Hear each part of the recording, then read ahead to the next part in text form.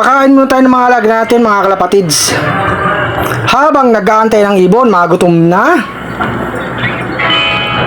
Isa-isay natin bigyan ng pagkain tong mga alaga natin, mga stock birds, mga kalapatids. Sana makauwi nga si RC Stichelbout. Galing Bayumbong, Nueva Vizcaya.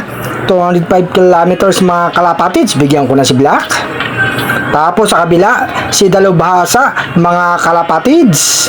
Ayan, nagpakain na tayo ng mga alaga natin. Tapos dito naman sa kabila, mga kalapatids, bigyan natin ang magandang ibon dito. Ito na pagkain. Kumain ka ng mabuti. Magpakabusog yung mga alaga natin. Dito sa kabila, isa lang naman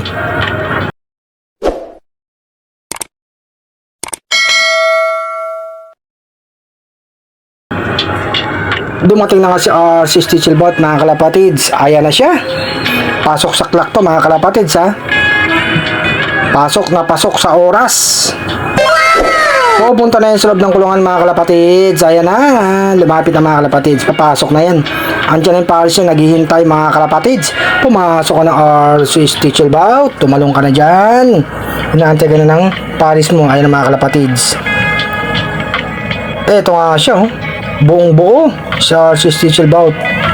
Maganda lang dito. Mabilis siyang nakapasok dun sa loob ng kulungan mga kalapatids.